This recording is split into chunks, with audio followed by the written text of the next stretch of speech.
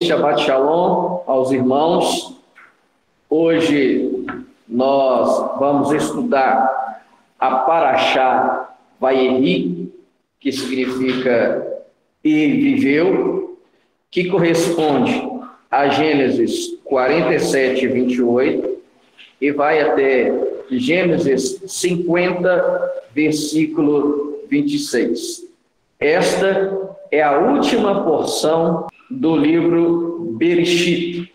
E sempre quando nós concluímos um livro da Torá, quando nós concluímos o estudo dele, nós dissemos Hazak, Hazak, Venit, Hazek. Seja forte e sejamos fortalecidos. Amém? Então, irmãos, hoje é a Parashá de número 12. Nós hoje vamos estudar a 12ª Parashá. Então eu convido você aí a puxar na sua memória quantas Parashot você estudou até aqui, dessas 12, que você tenha estudado todas as 12 Parashot, todas as 12 porções. Hoje, então, é a Parashá de número 12, Parashá Vayeri, que significa e viveu. E assim, nós concluímos o livro de Gênesis, ok? Lembrando que o livro de Gênesis, Bereshit, em hebraico, ele também é chamado como o livro dos justos, porque nós estudamos a vida de pessoas justas nesse livro, né?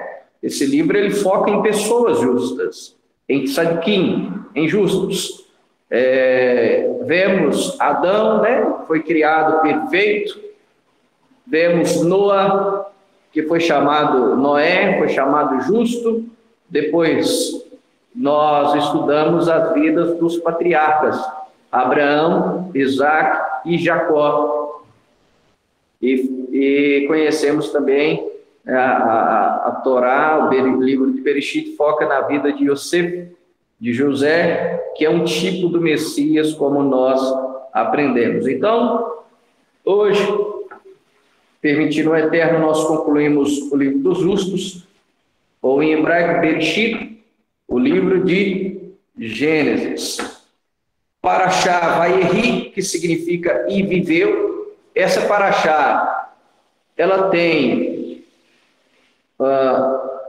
um ponto interessante, que ela se chama e viveu, Vayeri, só que ela vai narrar a morte. Ela se chama vida, né? Vayeri, e viveu, só que ela narra a morte tanto de Jacó, tanto de Jacó, quanto de Yosef. Nós temos duas porções nesse livro de Gênesis que tem essa característica. Primeiro vem a Parashá Raie Sara, a vida de Sara, que se chama a vida de Sara, porém vai narrar a morte de Sara. E nós temos a Parashá de número 12, Parashá Vayeri, que significa e viveu, só que vai narrar não a vida de Jacó, mas a sua morte. E aí, os rabinos, eles dão duas vertentes para isso. Uma delas está escrito no Talmud, Ta'anit 5a, que diz: uma pessoa continua viva por meio de seus descendentes. Então, essa é uma das explicações rabínicas, por que a Parashá se chama e viveu, mas vai narrar a morte do patriarca Jacó. E aí os rabinos ensinam que uma pessoa continua viva por meio dos seus descendentes, conforme o Talmud. E, de fato, é uma forma de você se perpetuar, de você permanecer vivo, não somente na memória dos filhos, dos netos, mas o legado que você deixa para eles. Eles que vão dar continuidade daquilo que você é. Então, a nossa maior responsabilidade é passar para os nossos filhos o nosso legado, o nosso caráter, ou o caráter que nós queremos ter, nós devemos incutir na mente deles, imprimir isso neles, né? Por isso que o sábio Salomão, ele disse: ensina o menino, a criança, no caminho em que ela deve andar, para que quando crescer ela não venha se desviar dele.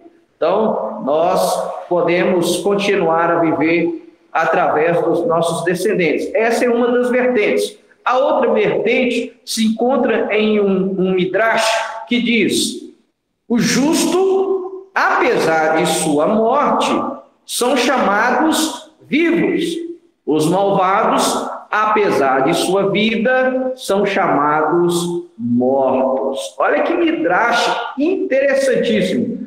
De novo, o justo, apesar de sua morte, são chamados vivos. Os malvados, apesar de sua vida, são chamados mortos. E não é só um midrash, é um conceito bíblico. Quando você vai, por exemplo, nos escritos de Paulo, Efésios, capítulo 2, Paulo diz lá: lembrai-vos que antes vocês estavam mortos em seus delitos e pecados. Ou seja, a pessoa está viva, porém, ela está espiritualmente morta. O próprio Senhor Yeshua, quando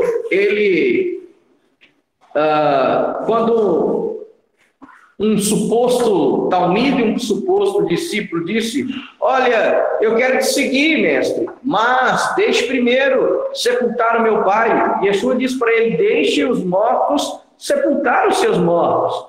Ou seja, muita gente acha que Yeshua foi muito insensível com aquele aspirante a discípulo, quando disse para ele: deixe os mortos sepultar os seus mortos. Porque na mente ocidental, na mente contemporânea, a pessoa olha: nossa, Yeshua foi tão insensível, o aspirante a discípulo estava lá velando o seu pai, queria segui-lo, e Yeshua falou para ele deixar outras pessoas sepultarem. Na verdade, o contexto não é esse. Na verdade, o que esse aspirante a discípulo estava propondo para Yeshua era o seguinte: eu vou esperar meu pai morrer, quando ele morrer eu vou herdar a sua herança, e aí eu estou tranquilo, eu posso ser o seu discípulo. E aí Yeshua alerta ele: olha, deixe os mortos sepultar os seus mortos, vem e me segue, e você terá vida e vida eterna. Então essa foi a proposta de Yeshua para aquele aspirante a discípulo. Então nós vemos que esse midrash nada mais é do que um conceito bíblico. Então, nas duas porções onde nós temos com o nome A Vida de Sara e Parashá Vayeri, que é a de hoje viveu, que tem o nome de vida, mas vem narrar a morte, nós aprendemos que o justo, apesar de sua morte, são chamados vivos. E os malvados, os perversos, o ímpio, apesar de estar vivo, eles estão espiritualmente mortos. Ok? Então vamos dar início a nossa porção, ok? Gênesis 47, 28, diz assim: e Jacó viveu 17 anos na terra do Egito. Assim, Jacó viveu até os 147 anos de idade. Chegou o momento em que se aproximava a morte de Israel, por isso ele chamou por Yosef, seu filho, e lhe disse: se você me ama de verdade, por favor, põe a mão sobre minha coxa e jure que, em consideração a mim, não me sepultará no Egito. Em vez disso, quando eu dormir com meus pais, você deverá levar-me para fora do Egito e sepultar-me onde eles estão sepultados. Ele respondeu: farei como você disse. Ele pediu: faça o juramento. E ele jurou. Então Israel curvou-se até a cabeceira de sua cama. Esse início, ou o final do capítulo 47, é muito interessante. Nós começamos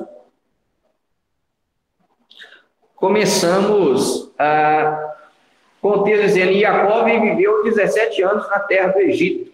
Olha que interessante que os rabinos ensinam. Jacó viveu 17 anos na terra do Egito. E esses 17 anos não aparecem turbulências na vida dele. E é interessante porque 17,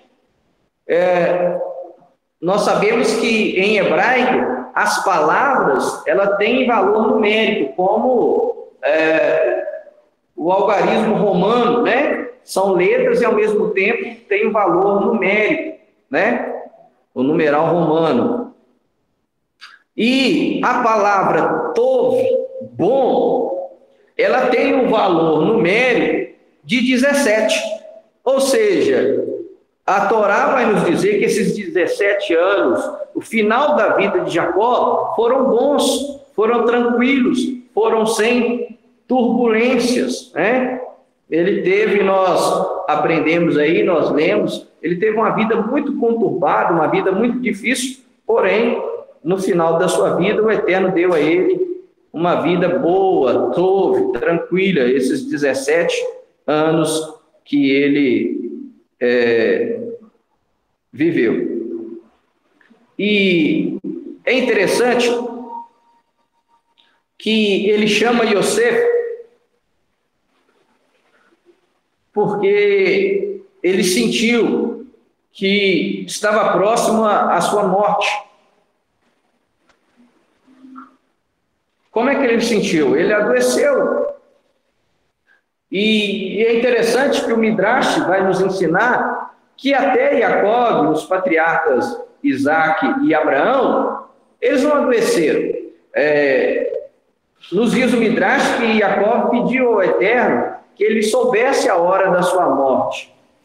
E aí o Eterno permitiu que ele adoecesse, e quando ele adoece, ele sabe que a sua morte está próxima, ok? E aí, quando ele sabe disso, quando ele percebe isso, ele chama Yosef, ele chama José e pede para ele que jurasse que ele não seria sepultado no Egito. É muito interessante isso aqui. Por que Jacó pede para que ele não fosse sepultado no Egito? E aí os rabinos vão explicar por quê. Jacó tinha medo de ser idolatrado no Egito. Ele era tido como em autoestima ali no Egito. Então ele temia que, se ele morresse e fosse sepultado no Egito, que o seu túmulo se transformasse em um local de idolatria. Então, por isso que ele pede a Yosef para que sepultasse ele no mesmo local onde estavam sepultados seus pais, Abraão e Isaac. Outro motivo, e esse é muito interessante, que os rabinos ensinam, por que ele insiste, por que ele faz que José jurasse para que ele não fosse sepultado ali, é para que o povo de Israel não achasse que poderia se estabelecer no Egito. Porque se ele é sepultado ali, os israelitas poderiam pensar, essa terra também é santa, porque o nosso pai, que é santo, o nosso pai Jacó, ele está sepultado aqui. Então, se essa terra não fosse santa, se não fosse lícita, permitida, Jacó não estaria sepultado aqui. Então, ele já prevendo isso, ele diz para o seu filho José: olha, eu não quero que me sepulte aqui, eu quero ser sepultado na terra da promessa, no mesmo sepulcro onde estão Abraão e Isaac. Por isso que ele pede e insiste com José e faz com que José faça até um juramento para que quando ele morresse, ele fosse sepultado ali. E aí, depois dele fazer esse pedido para José, olha que interessante, e como que a Torá não tem nada solto nela, como nós temos aprendido aqui. Primeiro versículo, Gênesis 48, versículo 1, diz assim: pouco tempo depois, alguém contou a Yosef que seu pai estava doente. Aí confirma aquilo que nós já dissemos. Ele levou consigo seus 2 filhos, Menaxê e Efraim, Manassés e Efraim. E Jacó foi avisado: Yosef, seu filho, está a caminho. Israel reuniu suas forças e sentou-se na cama. Jacó disse a Yosef, a José. Esses versículos são muito importantes, irmãos, são muito profundos mesmo, de verdade. Versículo 3 diz assim: Jacó disse a José: El Shaddai apareceu a mim em luz, na terra de Canaã, e abençoou-me. Versículo 4, dizendo: eu o tornarei muito fértil e numeroso, farei de você um grupo de povos. Se você quiser marcar esse versículo aí, essa expressão aqui, grupo de povos, em hebraico, quando você pega lá a Bíblia Strong, você clica lá na palavra grupos, está a palavra kahal. E nós já aprendemos que a palavra kahal, em hebraico, significa igreja. Porque na Septuaginta, que é a versão grega do chamado Antigo Testamento, todas as vezes que em hebraico aparecia a palavra kahal, a Septuaginta traduzia como eclésia, ou eclesia, que significa igreja. Então, olha que profundo, já em Gênesis 48, nós temos o Eterno dizendo a Jacó: eu o tornarei muito fértil e numeroso, farei de você uma igreja, uma congregação de povos. Kahal Hamim, né? Uma congregação de povos. E darei esta terra a seus descendentes para que a possuam para sempre. Então ele faz essa revelação para José, né? O seu filho, aquele que herdou as bênçãos espirituais de Jacó. E aí o versículo 5 é ainda mais profundo. E eu quero que você marque esse versículo 5, por quê? Porque o versículo 5 vai ser o versículo base para o tema de hoje, né? Nós estamos estudando a Parashá Vayeri, que significa que viveu, mas o tema da nossa ministração hoje é a restauração de Israel e a plenitude dos gentios. E o segredo dessa Parashá está, e desse tema, está nesse versículo 5, que diz, olha o que Jacó diz para José: e seus 2 filhos, nascidos na terra do Egito, olha só, antes da minha chegada aqui, são meus, Efraim e Manassés serão meus, tanto quanto Ruben e Simeão, Reuven e Shimon. O que Jacó está fazendo aqui? Ele está adotando os 2 filhos de José para ele, dizendo: olha, os seus 2 filhos nascidos na terra do Egito, ou seja, nascido na diáspora, nascido na galuta, ou seja, nascidos fora da terra de Israel, são meus. Vão ser incorporados nas 12 tribos, e de fato são. Porque Levi passa a ser contado como uma tribo exclusiva do Eterno, e aí das 12 sai um, e José, ele é dividido, né? A tribo de José, ela é tão grande, tão numerosa, que ela é dividida entre Efraim e Manassés. Tanto que quando você vai ver lá, listado as 12 tribos, você não vê o nome José, né? Sempre você vai ver, na maioria das vezes você vai ver Efraim e Manassés sendo contadas nas 12 tribos de Israel. E o que isso significa? Jacó, ao adotar os 2 filhos de José, isso nos passa a mensagem que, por mais que José era hebreu, José era da linhagem semita, judeu, a mãe de Efraim e Manassés era o quê? Egípcia. Ela era egípcia. Por mais que o pai era puro, a mãe era egípcia. Isso representa o quê? Miscigenação. Mistura.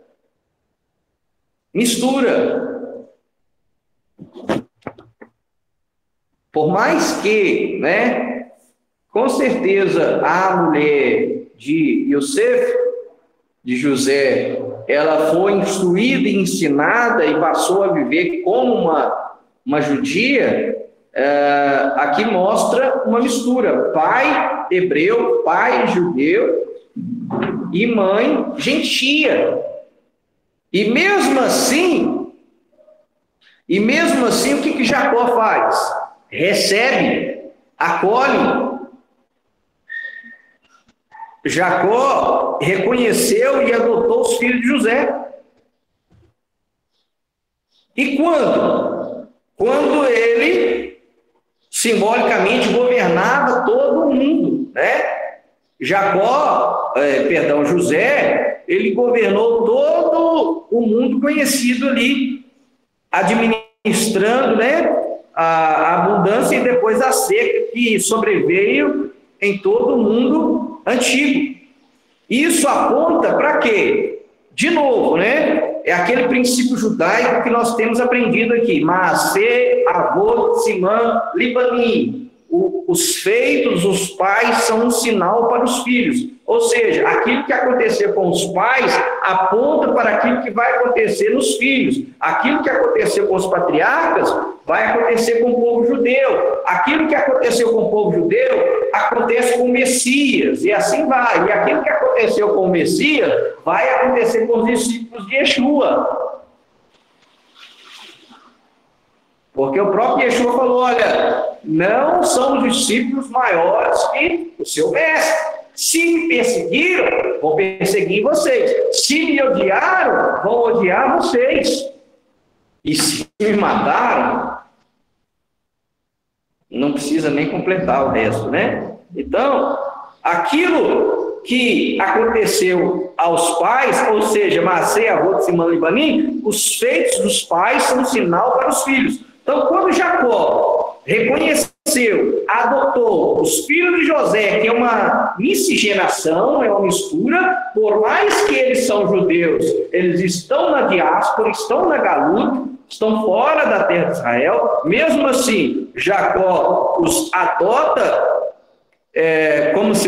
como seus filhos, quando José governava o mundo. O que isso aponta? Aponta que quando o Messias reinar, as tribos perdidas, que hoje são chamadas de Efraim, Efraim é o símbolo para as 10 tribos que foram dispersas e não voltaram. Isso aqui nos aponta que quando o Messias reinar, as tribos serão reconhecidas pelo Messias e serão incorporadas, ok? Então, esse texto aqui é a base para aquilo que nós vamos estudar: a restauração de Israel e a plenitude dos gentios. Por quê? O que é a restauração de Israel e a plenitude dos gentios? É o final dos tempos. É a restauração de todas as coisas. É o milênio. É novos céus e nova terra. O que vai anteceder a isso é a restauração de Israel e a plenitude dos gentios. Mas vamos lá, que o texto ainda continua muito profundo. Então ele adota os 2 filhos, e aí o versículo 6 diz assim: os filhos nascidos de você depois deles serão seus, mas com vistas à herança, eles serão contados com seus irmãos mais velhos. O Jacó aqui, ele está prestes a morrer, mas o Espírito do Senhor estava sobre ele. Então, tudo isso que ele está falando aqui, ele está falando de forma profética, apontando para aquilo que ainda iria acontecer. O próprio fato aí do versículo 6 já nos narra algo que vai acontecer só quando? Na divisão das tribos, quando Israel fosse conquistar a terra prometida, quando eles conquistassem a terra prometida, iria a terra ser dividida em 12 tribos, e aí Jacó já está antecipando, falando que os seus 2 filhos são meus e eles vão ser contados como herança na distribuição das terras. Tá? Aí o versículo 7 é muito interessante. Por quê? O final do versículo, do capítulo 47, nós temos ele pedindo o quê? A José: me jura que você vai me sepultar no sepulcro de Macpelá, lá com Abraão e com Isaac. E aí jurou. E aí, do nada, né? Vem o versículo 7 do capítulo 48, ele diz assim: quanto a mim, quando cheguei em Padã, Raquel morreu repentinamente, enquanto viajávamos pela terra de Canaã, enquanto ainda estava distante de Efrata. Por isso eu a sepultei ali, no caminho para Efrata, também conhecido como Beit-Lehem, como Belém, né?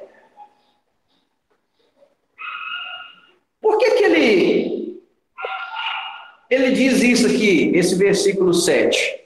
Ele tinha acabado de pedir ao pai para sepultar ele.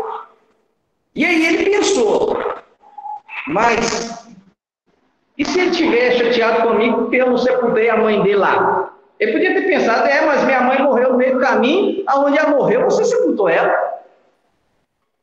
E aí ele justifica no versículo 7, olha, eu sepultei a sua mãe no meio do caminho, porque ela morreu repentinamente e estava um pouco distante ainda e tal, né? A verdade é, eu não sei, tem alguém com uma versão diferente? Porque tem outras versões que ajudam melhor. Versículo 7 do capítulo 48. Quem tiver uma versão diferente aí, pode. Quando eu voltava de Canaã para minha infelicidade, sua mãe Raquel morreu em viagem na terra de Canaã, a um bom trecho de Efrata, e eu a enterrei no caminho de Efrata, que é Belém. Tá. A sua, Tiago.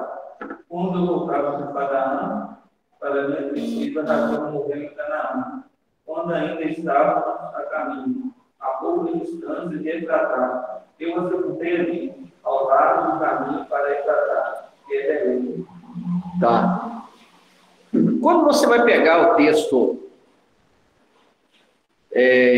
hebraico, ou quando você vai estudar os exegetas, eles vão dizer que Jacó, ele fez isso de forma profética. Ele não sepultou ela ali por sepultar. Foi um sepultamento profético que apontava para algo futuro. E é certo. Será que esses rabinos estão certos?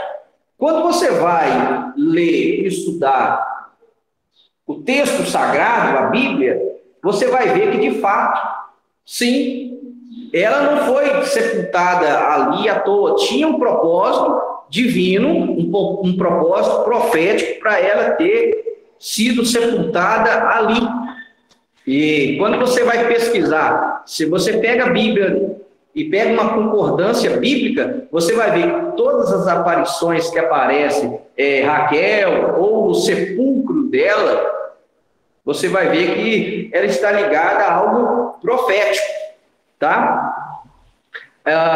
Porque, na verdade, não estava tão distante Efrata, Belém. Marpela estava a 24 quilômetros. Pouco mais que daqui a Ouro Preto. Não estava tão distante. Daqui a Ouro Preto é quantos quilômetros? Uns 18.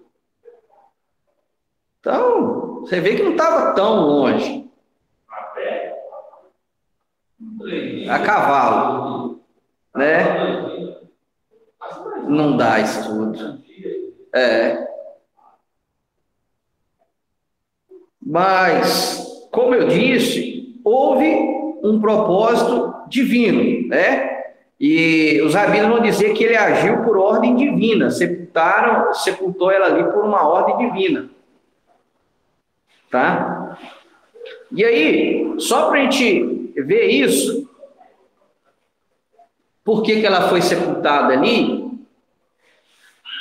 é aquilo que eu sempre ensino aqui. Quando você serve a Deus, quando você está com a kavaná correta, não, eu estou servindo a Deus de verdade. Tudo aquilo que acontece na sua vida tem um propósito. Nada é aleatório. Nada é aleatório.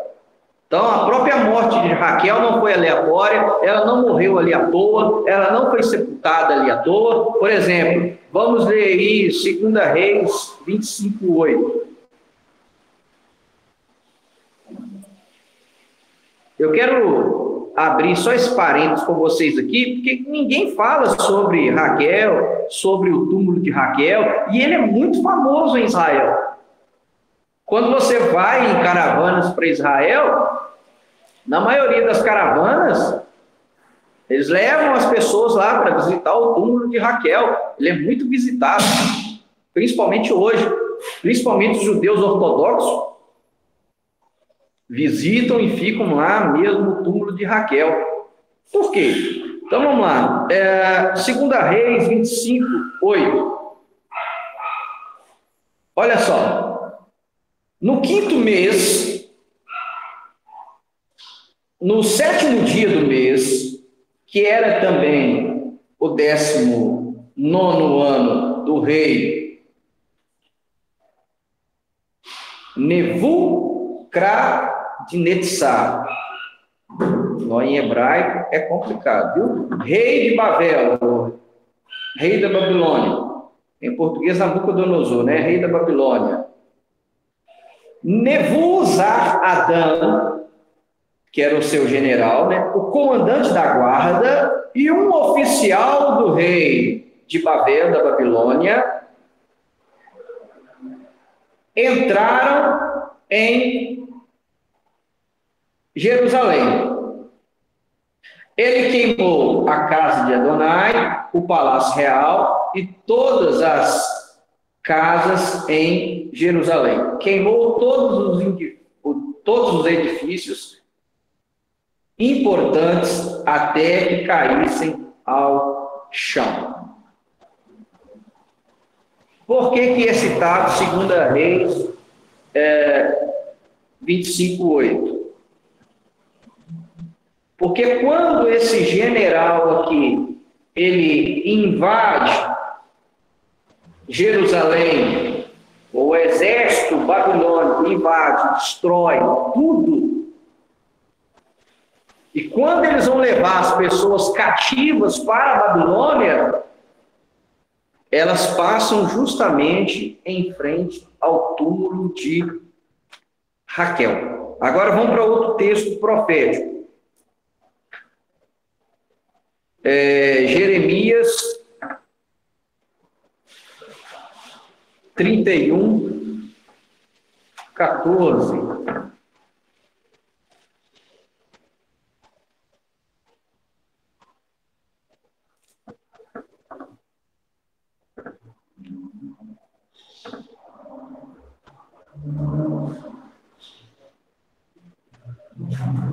Eu acho que na versão cristã está no 15. Diz assim: isto é o que Adonai diz: uma voz é ouvida em Ramá, lamento e choro amargo. É Raquel chorando por seus filhos, recusando ser confortada, porque seus filhos não vivem mais.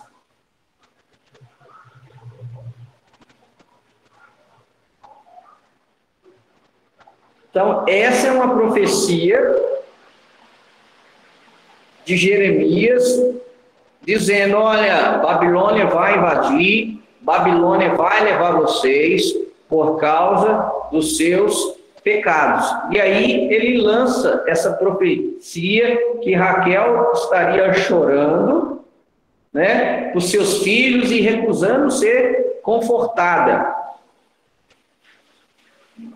Só que essa profecia, ela é muito interessante, porque ela vai apontar para quem? De novo, para Efraim. Então, perceba que essa profecia não está solta e nem está alienada daquilo que nós estamos falando. Então, se você continuar lendo versículo 15, ou na versão cristã, versículo 16, diz assim: isto é, o que significa? Raquel chorando por seus filhos, recusando a ser confortada, porque seus filhos não vivem mais.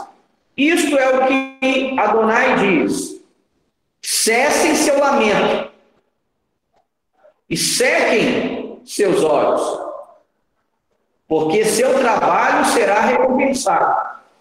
Diz Adonai: eles retornarão da terra dos inimigos, de modo que há esperança para o seu futuro, diz Adonai. Seus filhos retornarão a seu próprio território. Ouço, olha só, ouço Efraim lamentando-se. Tu me disciplinaste e tomei tua disciplina como boi jovem que não usou jugo. Faze-me retornar e retornarei.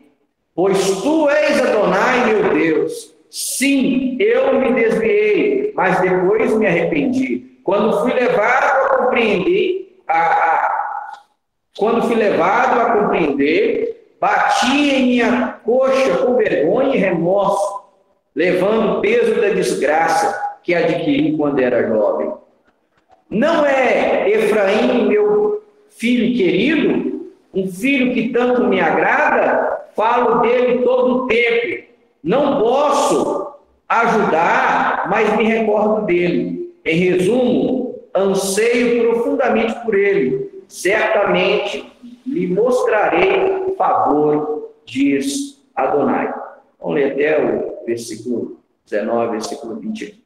Ok? Então, essa profecia é uma profecia que Efraim ele vai voltar, né? Então, quando Babilônia invade e leva o povo de Israel ao cativeiro, e aí já que nem é a tribo de Efraim, porque ela já tinha sido levada, ela foi levada pelos assírios e depois Babilônia vence os assírios e torna-se o maior império, e no ano 586 ele invade Jerusalém, invade a tribo de Judá, o reino de Judá, e leva para a Babilônia. E eles passam onde? Justamente em frente ao túmulo de Raquel. Por isso há essa profecia. E há essa promessa que eles voltarão para aquele território, que eles vão voltar para casa.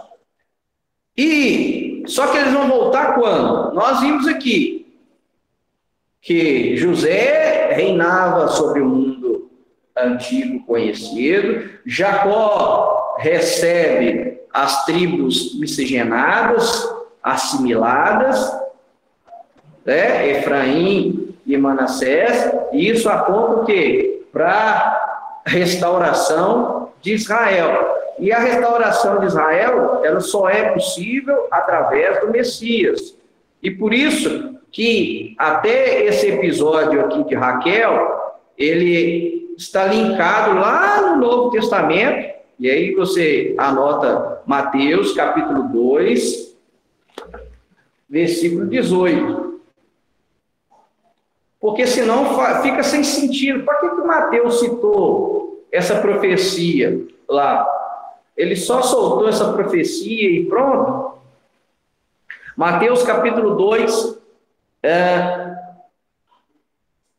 versículo 18.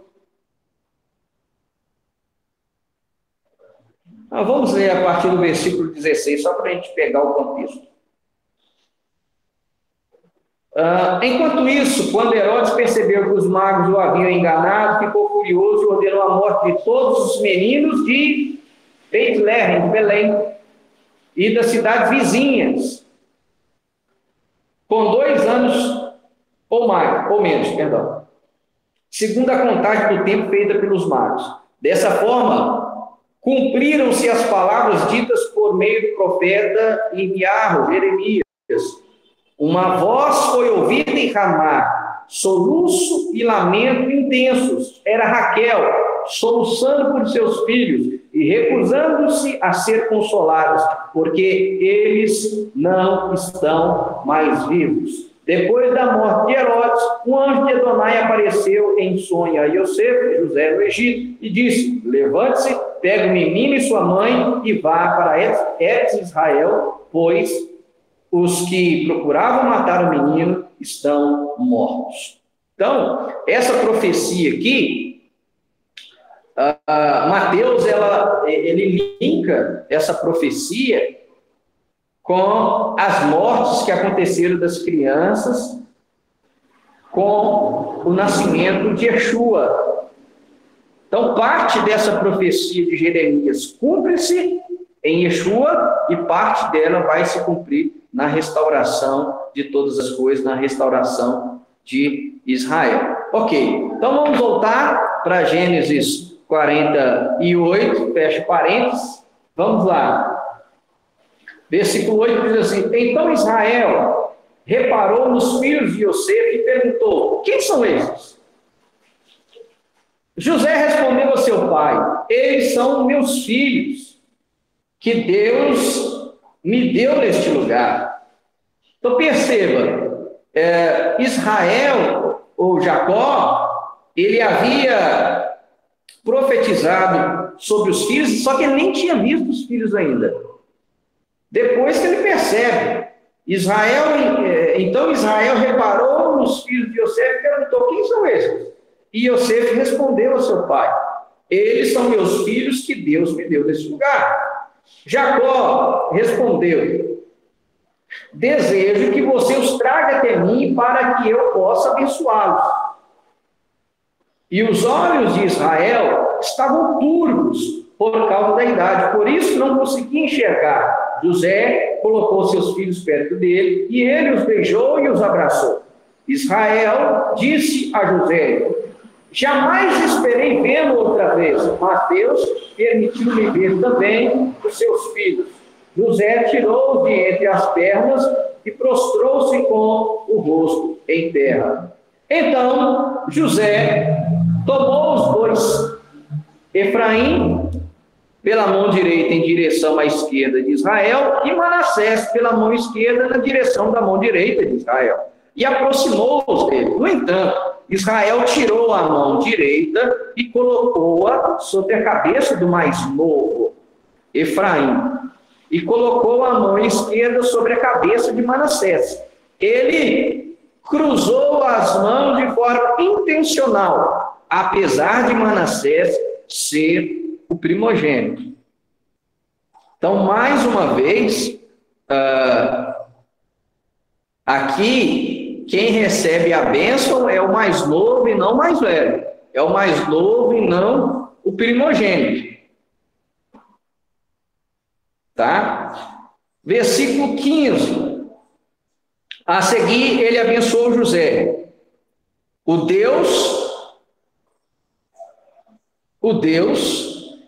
em cuja presença meus pais, Abraão e Isaque, viveram, o Deus que tem sido, olha só o detalhe, marca o versículo 15 aí, o Deus que tem sido o meu pastor. O primeiro a chamar Deus de pastor, quem foi? Jacó. E é um termo ousado, porque a profissão de pastor não era uma profissão bem quista e bem vista. Então, Jacó foi bem ousado e ele foi o primeiro a chamar Deus de meu pastor. E Davi, o rei Davi, ele tinha um apreço, um carinho especial pelo patriarca Jacó. Por isso que ele pega emprestado esse título que Jacó deu a Deus, de chamá-lo de meu pastor. Então, isso é muito interessante. Então, Jacó chama ao Eterno, a Deus, de meu pastor. O Deus que tem sido o meu pastor durante toda a minha vida, até o dia de hoje. Versículo 16. E o anjo que me salvou de todo o mal, abençoe estes meninos, que eles se lembrem de quem eu sou e de quem eu represento, e da forma de meus pais, Abraão e Isaque, quem eles foram e o que representaram. E que eles cresçam como grandes multidões sobre a terra.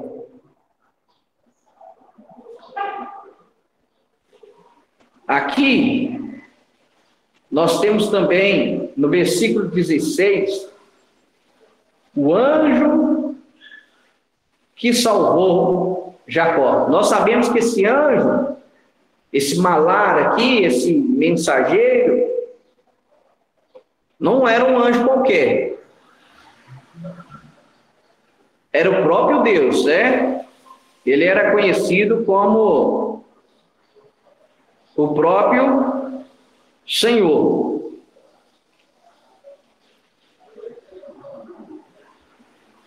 E o anjo que me salvou, o termo hebraico aqui é Goel. Goel é redentor, ou seja, o anjo redentor. E a gente sabe que quem é o redentor é o Messias. Quem é o redentor é o Filho de Deus. Ou seja, esse anjo aqui que salvou Jacó, nada mais era do que Yeshua, que é uma manifestação de Yeshua. Então, o anjo que o salvou era Yeshua. E ele diz que Yeshua, o anjo que me salvou, abençoe estes meninos. E que eles cresçam como grandes multidões sobre a terra. E esse crescer como grandes multidões aqui essas multidões aqui é como se fosse peixes, que eles cresçam, multiplicam um peixe, né, ué? Conhece muito bem como é que peixe procria, né? Cresce, multiplica. Então, é a mesma linguagem aqui, que vocês cresçam, multiplicam um peixe. Você põe lá um pouquinho de peixe, daqui a pouco vai procriando e aumenta numa proporção. Então, é a mesma linguagem aqui, que vocês multipliquem, que vocês cresçam como peixes sobre a terra. E esse multiplicar aqui, ou crescer como peixe, também no original hebraico, aparece a palavra, na verdade, pescar também, né? Aceita a outra linguagem de pescar. E acredita-se que, pensando nessa passagem, Yeshua disse para os seus discípulos que eu estou chamando vocês para que vocês sejam pescadores de homens, tá? Mas vamos avançar. Ao ver José que seu pai punha a mão direita sobre a cabeça de Efraim, isso desagradou. Ele ergueu a mão do pai para tirá-la de sobre a cabeça de Efraim e colocá-la sobre a cabeça de Manassés. José disse ao pai: não faça assim, meu pai, pois este é o primogênito. Põe a mão direita sobre a cabeça dele. Versículo 19. No entanto, seu pai recusou-se e disse: sei disso, meu filho, eu sei. Ele também se tornará um povo e será grande. Mesmo assim, seu irmão mais novo será maior que ele. E seus descendentes se transformarão em muitas nações. Anote aí o versículo 19, Gênesis 48, 19. É muito importante. Então, Jacó está profetizando aqui que Efraim vai se transformar em muitas nações. Quando você pega lá a Bíblia Strong, você clica aqui, você vai ver que está lá Melô Hagoim. Melô é plenitude. É a primeira vez que vai aparecer aqui plenitude dos gentios, que é a mesma expressão que Paulo vai usar em Romanos, capítulo 11. Melô Hagoim, plenitude dos gentios. Então, o que Jacó está profetizando aqui? Efraim vai se transformar em muitas nações, ou no hebraico também aceita-se a tradução: Efraim e seus descendentes se transformarão na plenitude dos gentios. Ou seja, Efraim vai causar o quê? Efraim vai causar a plenitude dos gentios. Ou seja, Efraim vai se misturar entre as nações. E aí o que vai acontecer? No Efraim se misturar entre as nações, mesmo assim, Efraim não vai deixar de ser judeu, ou quando descobrir a sua origem judaica, o que Efraim vai fazer? Vai procurar restaurar as suas raízes judaicas. E quando Efraim restaura as suas raízes judaicas e volta-se para o eterno, o que acontece? Consequentemente, causa a plenitude dos gentios, ou seja, leva aqueles que são gentios de fato a viverem uma fé plena. Ok? E aí,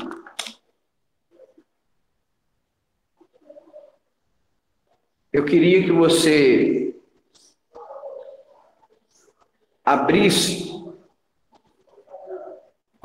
a sua Bíblia em Oséias 7, 8. E aí a gente já caminha para o término.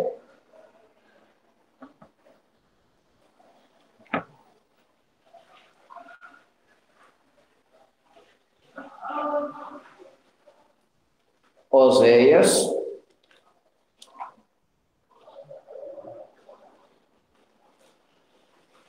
Oséias 7, versículo 8. Olha o que diz Oséias 7, 8. Efraim mistura-se com os povos. Efraim tornou-se um bolo assado parcialmente.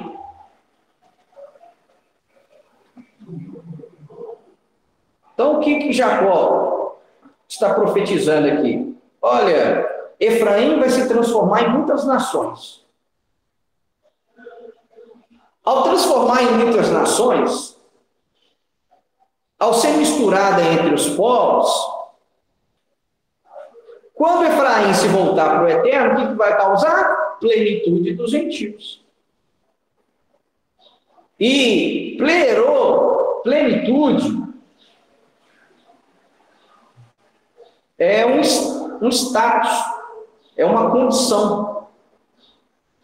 Ou seja, uma condição ideal de um gentio que serve ao Eterno. E aí, concluindo o capítulo 48, então acrescentou-lhes esta bênção neste dia: Israel falará a respeito de vocês em suas bênçãos, quando disserem que Deus os faça semelhante a Efraim e Manassés. Assim, ele colocou Efraim à frente de Manassés. Até hoje, em todo Shabat, o pai judeu, ele abençoa o filho com essa bênção: que Deus te faça como Efraim e Manassés. O quê? Ou seja, multiplique, cresça, né? Shabat, não é Shabat, né? Hã? Todo Shabat ou Shabat não? Todo Shabat, né? Todo recebimento do Shabat, né? Quando o pai vai abençoar os filhos. E aí, quando é menina, a gente acrescenta, né? Que Deus te faça como Sara, Ribca, Rafael e Leia, né? Como as matriarcas de Israel. E aí o texto conclui: Israel disse a Yosef: veja que eu estou à beira da morte, mas Deus estará com vocês e os levará de volta à terra de seus ancestrais. Além disso, dou a você um shechem a mais que seus irmãos. Eu capturei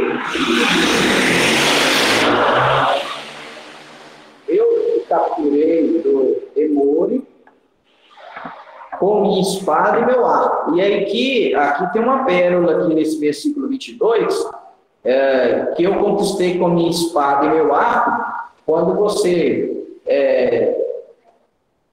cava no original hebraico ali, está com a minha oração e com a minha sabedoria. Eu conquistei esse pedaço de terra que eu dou a você com a minha oração e com a minha sabedoria, ao invés de ser literalmente minha espada e meu arco. E só para a gente entender que o que Jacó está profetizando aqui é algo tão profundo e que, de fato, é profético e é para os últimos dias, que olha como que começa o capítulo 49, quando ele vai dar a bênção para as 12 tribos. E aí ele abençoa todos os filhos. Então Jacó chamou os filhos e lhes disse: reúnam-se e direi o que acontecerá com vocês no Aharit Hayamim, nos últimos dias. Então, o que ele está dizendo aqui? Cheguem perto, se reúnem, que o que eu vou falar para vocês aqui, a bênção que eu vou dar a vocês, não é para agora. Aquilo que eu estou falando aqui é algo profético, é algo que vai acontecer, e vai acontecer no Aharit Hayamim, nos últimos dias. Em hebraico, os últimos dias significa Harit Hayamim.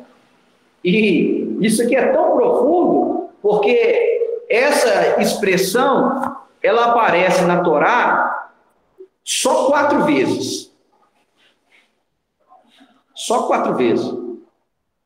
Aparece aqui, Gênesis 49, 2. Ela vai aparecer com Moisés em Deuteronômio 4, 30 e 31. Ela vai aparecer também quando Moisés, próximo da morte, também profetiza. Abençoa as tribos de Israel. E aí aparece em Deuteronômio 31, 29, a expressão. Olha, no Harit Hayamim. E essa expressão também aparece com Balaão, quando Balaão foi contratado para amaldiçoar o povo de Israel, e ele não consegue amaldiçoar, mas ele abençoa. E aí, aparece em Números 24, 14, através de Balaão, o gentil. Aí, Deus mostra a ele de olhos abertos aquilo que vai acontecer no final dos tempos. Ele diz, olha, uma estrela procederá de Jacó.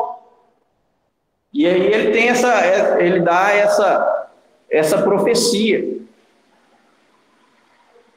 Tanto que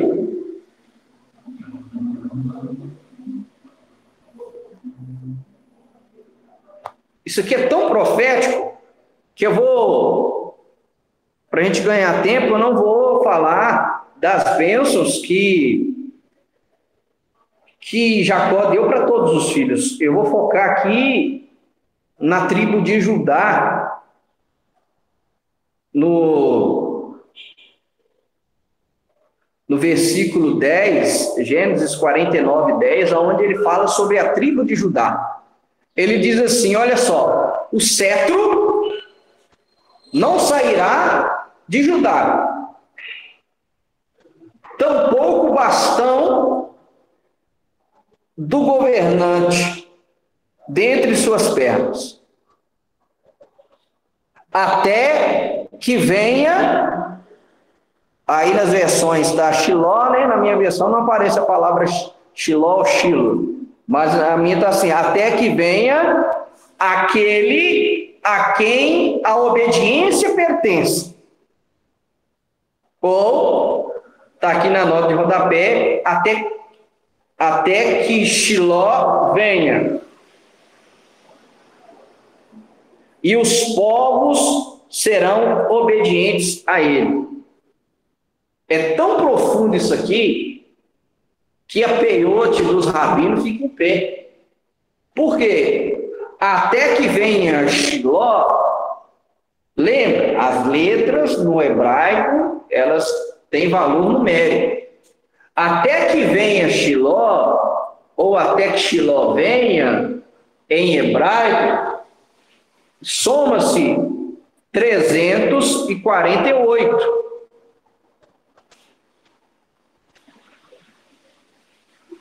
É o valor numérico, 348. Que é 348, perdão, é 358. E avô Shiló, 358. Corrige aí, por favor. Então, na gemátria, que é o valor numérico, é o mesmo valor numérico, 358, para a palavra Mashiach. Mashiach tem um valor numérico de 358. É o mesmo que até que venha Shiló, 348. Então, o que os rabinos entendem? Quando Jacó, no leito de morte, ele abençoa Judá e fala, olha, o cetro não vai se afastar de ti até que venha o Messias.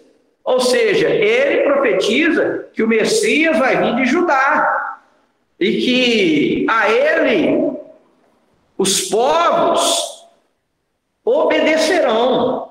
De novo, o cetro não sairá de Judá, tampouco o bastão do governante dentre suas pernas, até que venha Shiló, ou seja, até que venha aquele a quem a obediência pertence, e os povos serão obedientes a ele. E é tão profético isso aqui, e aponta para o Messias. Por exemplo, quando você pega o Targum Yerushalmi, o Targum de Jerusalém, ele, parafraseando, né, do hebraico para o aramaico, como é que ele traduz Gênesis 49:10? Até que venha o Messias, de quem é o reino, e as nações os obedecerão. Como é belo o rei Messias que está a surgir da casa de Judá. Então, é assim que o Targum traduz o versículo 10 de Gênesis 49. Tá? Então, temos também o Targum, vale mencionar, o Targum de Onkelos também. Eu citei o Targum de Yerushalmi, mas tem o Targum de Onkelos. E ele traduz também, até que venha Shiló, ele já coloca rasgado, até que venha o Messias, ponto, acabou. Então não é só Guemate. Os Targuns também falam, ó, esse texto aí fala do Messias. Ou seja, o Messias vai vir da tribo de Judá. E as nações obedecerão ao Messias e ponto, acabou. E quem viu isso? Quem viu isso? Jacó. Há quando? Há 1650 a.C., há quase 17 séculos atrás do Messias surgir. Ele já havia profetizado que o Messias viria e que o Messias viria da tribo de Judá. Então, esse texto que nós estamos lendo aqui, ele é totalmente profético. E aí, para a gente concluir, nós estamos falando sobre a restauração de Israel e a plenitude dos gentios. Voltemos um pouquinho na história. Quando Salomão morre, o livro sagrado vai nos ensinar o quê? Que as tribos elas se dividem. No reinado de Davi, no reinado de Salomão, havia o povo de Israel e as 12 tribos eram unidas.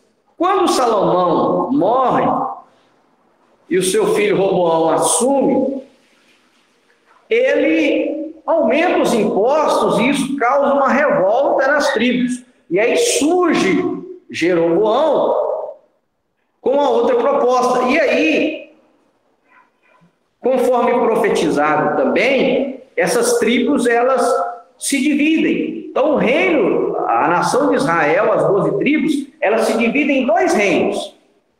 É o que a gente conhece como o reino do norte e o reino do sul. Reino do norte ficou as 10 tribos. E como a maior tribo era a tribo de Efraim, então normalmente o reino do norte também é chamado de Efraim.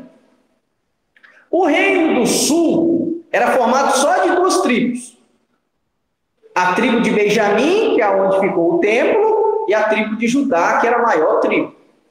Então, reino do norte, 10 tribos, chamado também de Efraim, que era a maior tribo. Reino do sul, chamado também reino de Judá, porque era a maior tribo. Então, houve essa separação. E aí, quando houve essa separação, e aí a gente vai entender até por que aquilo que Jacó profetiza aqui sobre Dan, a tribo de Dan, que foi onde um dos locais onde colocaram um santuário pagão e colocaram um bezerro de ouro para o povo não ir para Jerusalém adorar, porque o rei pensou, se eu não montar um templo aqui também, quando eles forem lá em Jerusalém adorar, eles vão voltar, vão se revoltar comigo. Então tem que fazer uma divindade para eles. Então, colocaram 2 templos e um dos templos ficava na tribo de Dan. E é por isso que Jacó chama Dan de serpente, Nahash. Nahash vem da mesma raiz que significa adivinhação, feitiçaria, idolatria. Apontando que no final dos tempos, o que ia acontecer com Dan? Dan ia desencaminhar para a idolatria. E a idolatria é algo tão grave que quando você vai para Apocalipse, vai ver lá as 12 tribos lá no Apocalipse. Repara bem que você vê, não aparece a tribo de Dan. Essa que foi e não voltou mais. Ela não aparece nem no Apocalipse. A Nahash realmente pegou ele. Satanás, a antiga serpente, levou embora a tribo de Dan. Mas voltemos aqui. Então nós temos os 2 reinos.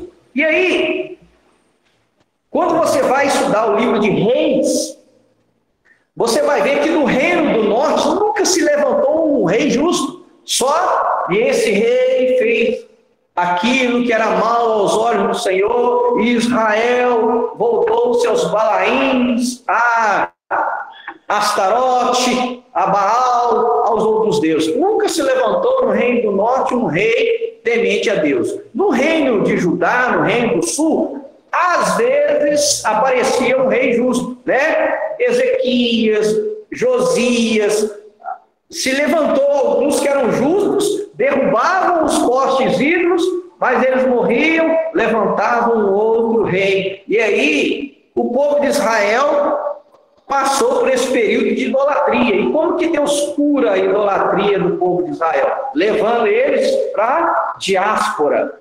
Veio o reino assírio e levou primeiro as 10 tribos.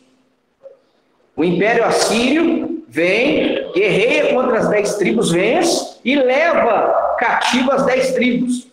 E aqui, e principalmente Samaria, e daí que veio a rejeição dos samaritanos, porque principalmente em Samaria, que era a capital do Reino do Norte, trouxeram para habitar aqui gentios. Então, virou verdadeiramente uma miscigenação dos judeus que ficaram ali com os próprios assírios e outros povos. Daí que deu origem aos samaritanos, e por isso que tem essa resistência com os samaritanos até hoje, né? E quando essas 10 tribos vão, elas não voltam mais. Depois, como eu disse, no ano 586 depois de Cristo, antes de Cristo, perdão, vem já o Império Babilônico. E aí destrói o templo, destrói Jerusalém e leva a tribo de Judá para a Babilônia. E depois os judeus voltam, né? Na época de Esdras, Neemias, já aí não era o Império Babilônico, aí já era o Império Persa, que havia conquistado, e aí Ciro, rei da Pérsia, como profetizado por Isaías, há muitos anos antes, acho que é mais de 500 anos antes de Ciro nascer, Isaías já profetizava, já chamava ele pelo nome, Ciro, que ele deixaria o povo de Israel voltar. E aí Ciro permite o povo de Israel voltar, reconstruir Jerusalém e reconstruir o templo. Só que aí só volta a tribo de Judá. Essas 10 tribos, elas não voltaram mais como tribo. Tanto que hoje não se chama... se chama o israelita, o hebreu, de judeu, que vem de Judá, da tribo de Judá. Então, essas outras 10 tribos, elas estão perdidas até hoje. Algumas hoje, no ano que nós estamos falando, já foram achados seus descendentes. Mas onde estão? Por exemplo, parte da tribo de Manassés, pertencente ao Reino do Norte, foi achado onde? Na Índia. Os indianos vieram para cá. Outra tribo foi achado lá na Etiópia.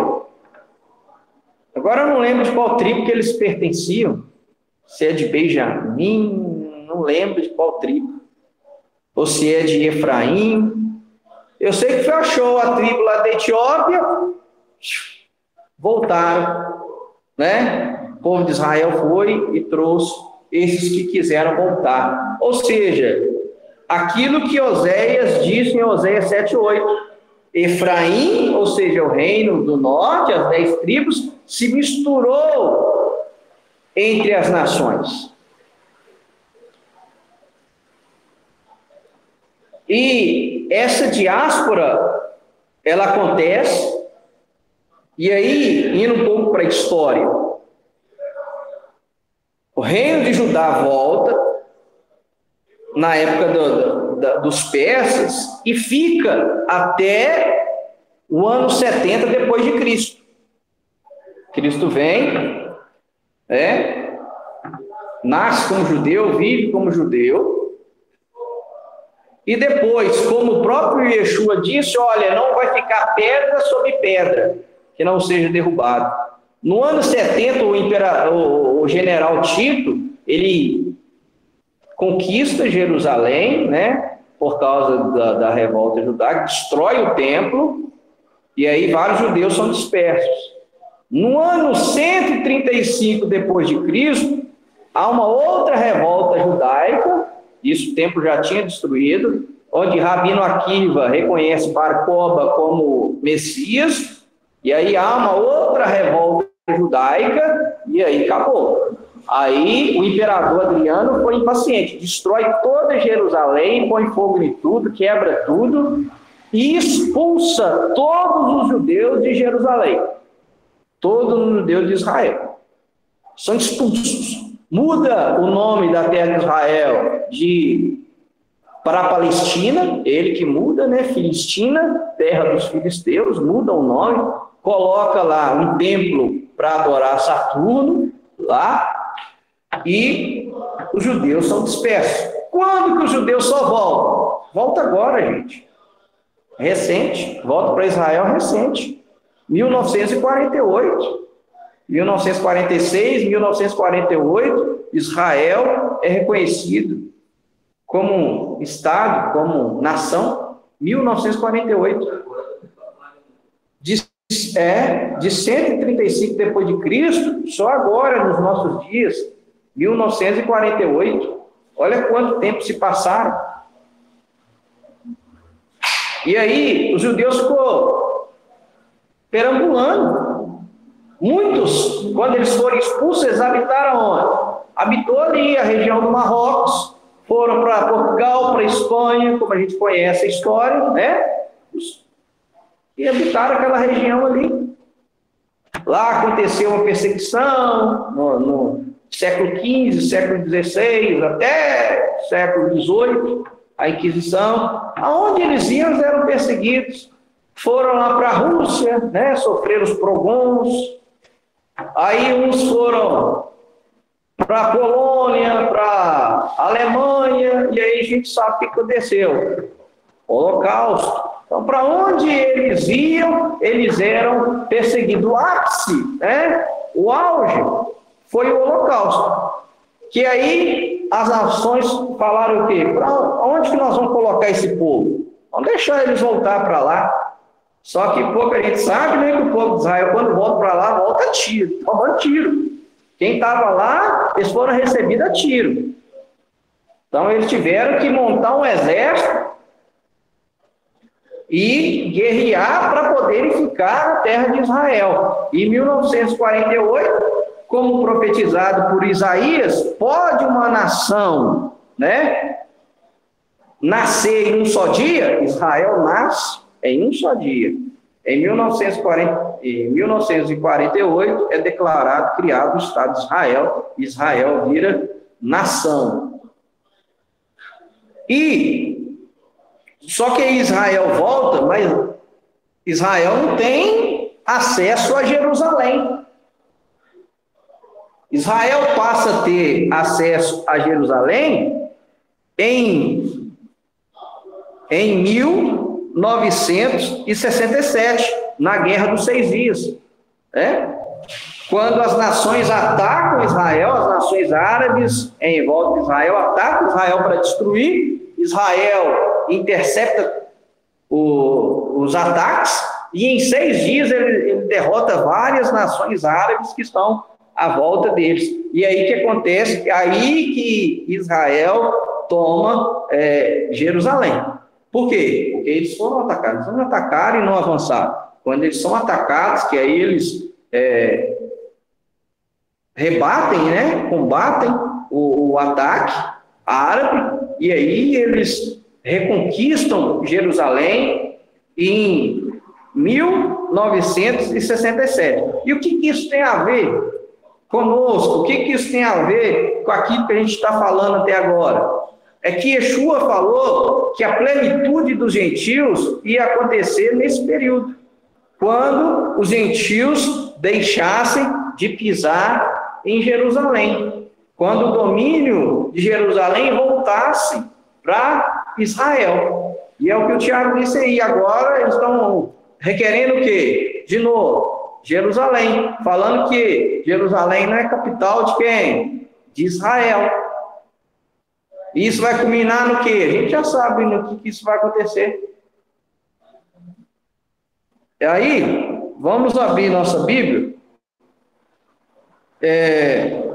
em Lucas 21, 24, falando sobre a plenitude dos gentios.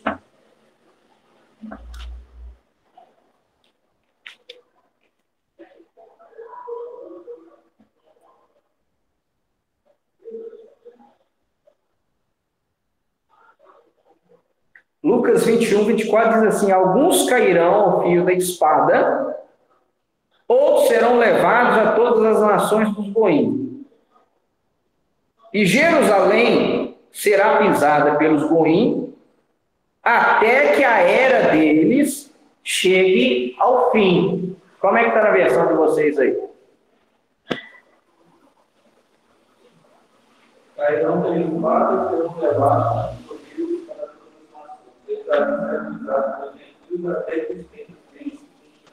até que os tempos deles se cumpram. Tem alguma aí com a palavra plenitude?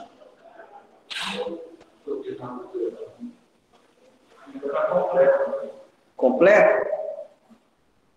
Uma palavra aí é plerô, é plenitude.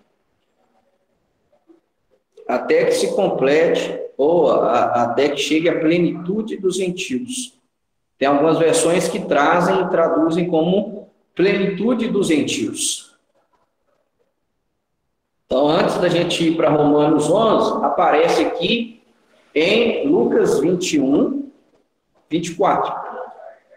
Então, vai culminar mesmo no fim da era dos gentios,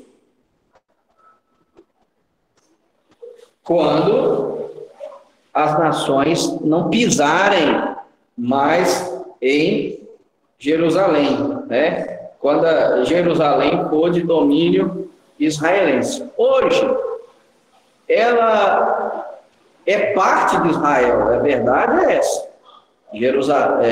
Jerusalém não é toda judaica, né? Tem a parte cristã e tem a parte muçulmana. Mas o que vai acontecer? Essa briga por Jerusalém vai ocasionar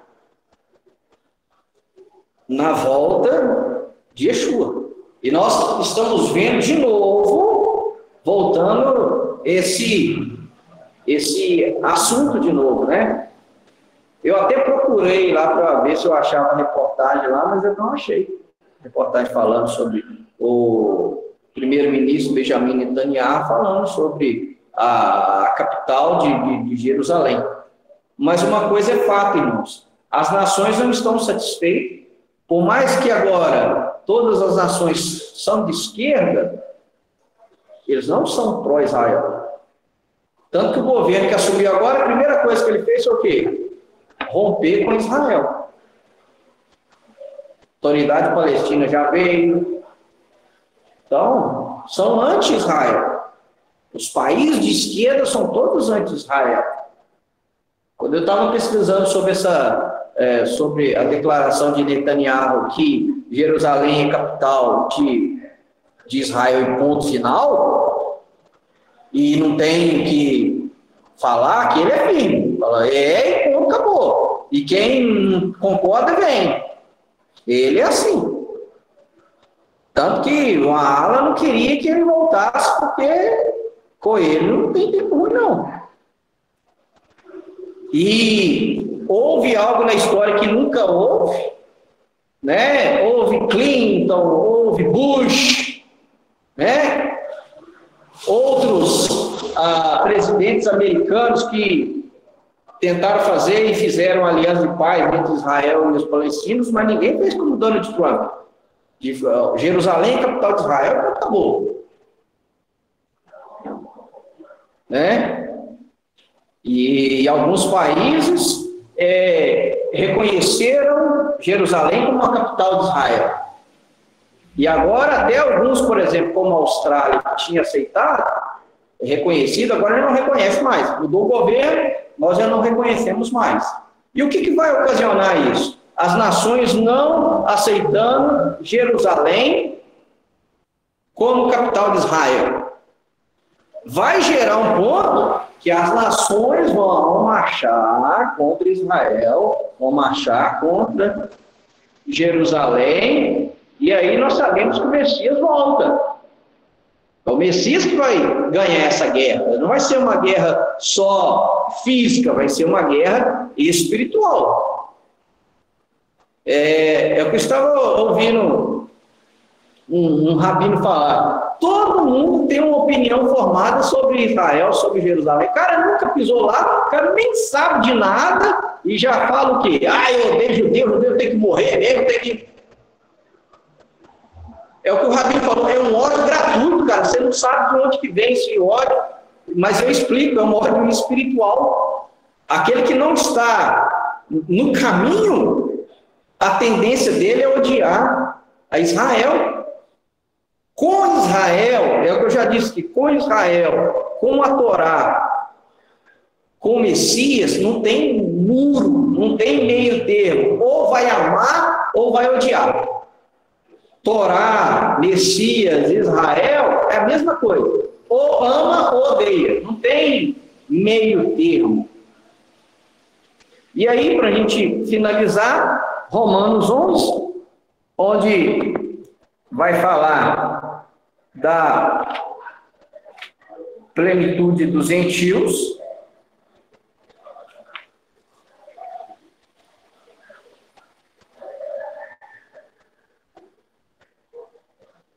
Romanos 11, 25, que vai falar da plenitude dos gentios. Então, Paulo vai usar essa expressão que está lá em Gênesis. Plenitude dos gentios. E aí Paulo explica que o mistério, que a igreja até hoje não entendeu, o mistério que Paulo já explicou, que é o quê? Que Deus endureceu em parte o povo de Israel. Irmãos, quero que vocês entendam essa verdade. Antes oculta, mas agora revelada. Olha só, para que isso? Para que não se considerem mais do que são.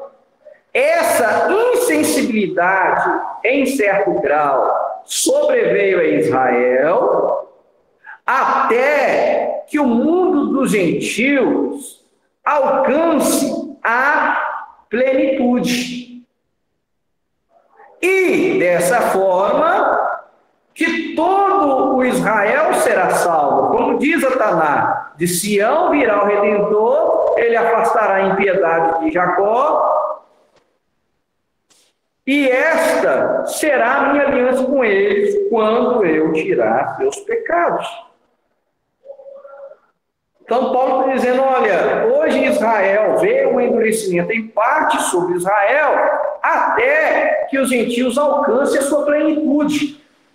E plenitude da a ideia de quantidade. Como é que hoje a teologia cristã normativa entende esse versículo aqui? Entende como quantidade. Na cabeça do teólogo funciona assim: quando o último gentil entrar no reino, aí Deus fecha a porta da igreja e aí agora abre a porta para Israel. Então, na hora que o último gentil aceitar, chegou um número tal, acabou. Agora, salvação, acabou com os gentios, agora Deus volta a tratar com Israel. É assim que é o pensamento cristão normativo. Na hora que o último gentil entrou, acabou. Aí agora Deus volta a tratar com Israel. Só que esse plerô aqui, é como eu disse, pode significar quantidade, mas, como o doutor David Stern traduziu aqui, alcance a plenitude.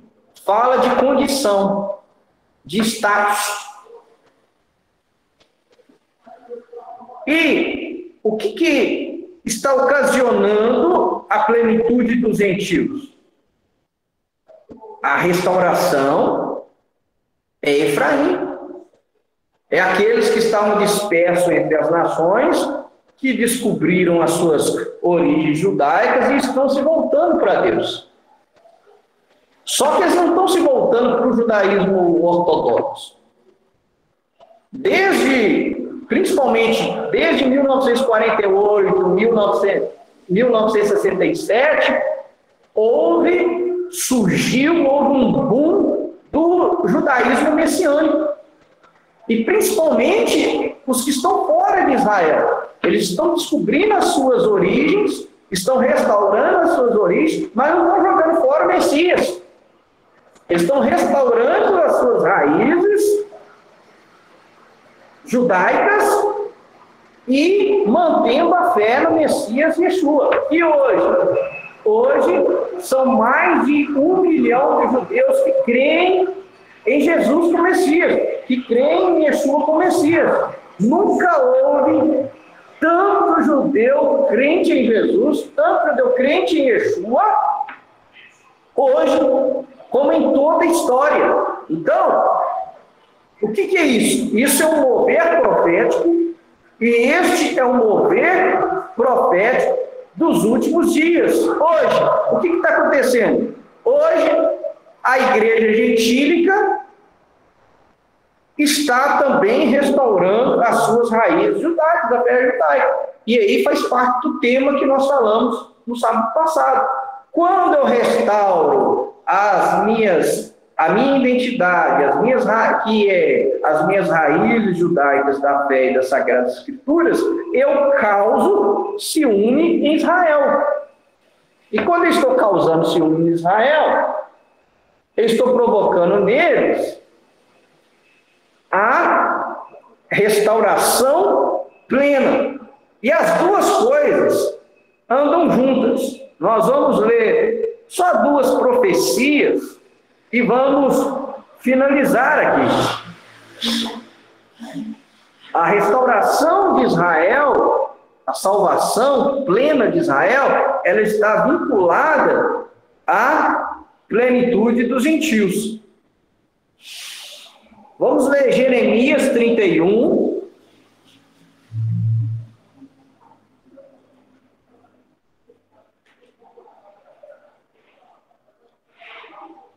Jeremias 31.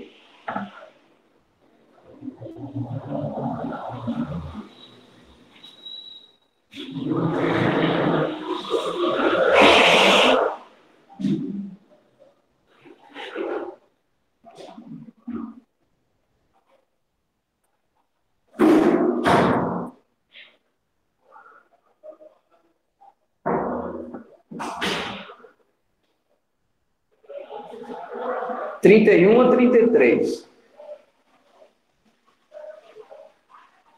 Eis que estão chegando os dias, diz Adonai, quando eu farei uma nova aliança com a casa de Israel e com a casa de Judá. Está vendo? Casa de Judá, reino do sul. Casa de Israel, reino do norte. Então, o que Jeremias está dizendo aqui? Está chegando o dia em que eu farei uma nova aliança. com a casa de Israel, ou seja, com o reino do norte, e com a casa de Judá, com o reino do sul. E ela não será como a aliança que eu fiz com seus pais no dia que os tomei pela mão e os tirei da terra do Egito. Porque eles violaram minha aliança, principalmente a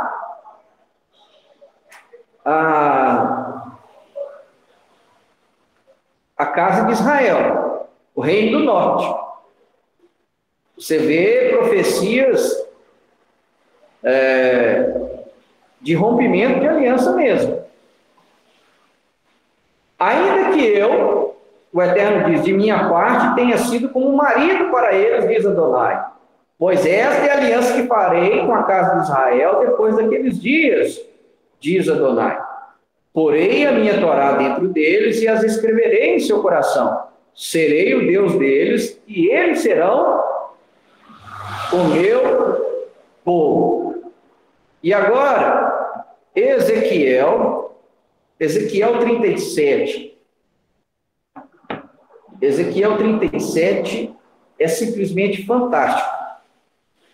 Porque vai falar da restauração de Israel, vai falar da plenitude dos gentios, e vai falar que os gentios que foram enxertados a Israel, eles vão poder escolher a qual tribo eles vão pertencer. Aonde eles vão morar? Ezequiel 37, 15. Veio a minha palavra de Adonai. Você, ser humano, tome um pedaço de madeira e escreva, por Judá e por aqueles que se juntaram a ele. Olha só, aos aproximados em meio ao povo de Israel. Em seguida, pegue outro pedaço de madeira e escreva, por José. Olha só, a vara de Efraim, e por toda a casa de Israel que a ele se juntou. Finalmente, faça-os juntar-se em um só pedaço de madeira, de modo que se tornem um só em sua mão.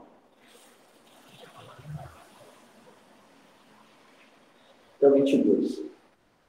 Quando o seu povo perguntar a você o que tudo isso significa, diga-lhes que Adonai diz o seguinte: eu tomarei a vara de José, que está na mão de Efraim, junto com as tribos de Israel, que a ele estão agregadas, e porei junto à vara de Judá, e farei deles uma única vara, de forma que a transformem em um só em minha mão. Os pedaços de madeira nos quais você escreveu devem estar em sua mão enquanto eles observam.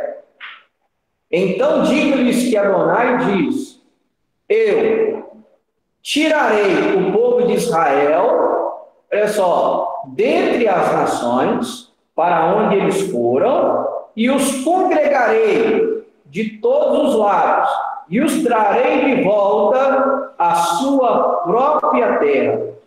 Farei deles uma só nação na terra, sobre as montanhas de Israel, e um rei será o rei de todos.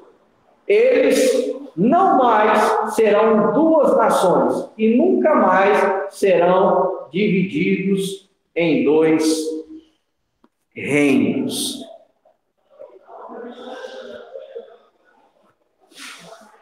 Então, nós temos aqui a restauração de Israel. No capítulo 47, só 2 versículos, 22 e 23. Ainda Ezequiel, capítulo 47 agora, 22 e 23.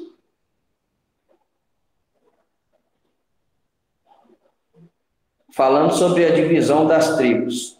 Já Israel restaurado, já com o rei reinando, que é o Messias.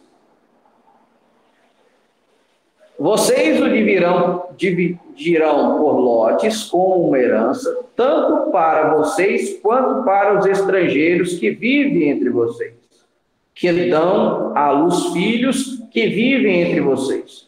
Para vocês, eles não deverão ser diferentes do nativo nascido no meio do povo de Israel. Eles terão herança com vocês entre as tribos de Israel.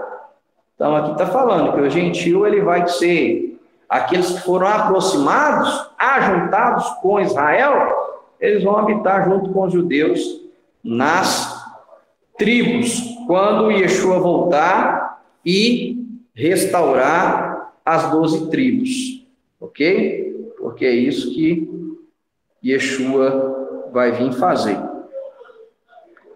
Então, quando Yeshua voltar, ele vai restaurar as 12 tribos e os gentios que foram aproximados ao povo de Israel serão incorporados às 12 tribos de Israel, conforme Ezequiel 47, 22 e 23. Então, esta, meus irmãos, será e está muito próxima de acontecer, porque aquilo que nós estamos falando está acontecendo já nos nossos dias. Amém? Então, esta é a restauração de Israel através de Yeshua e a plenitude dos gentios. Amém?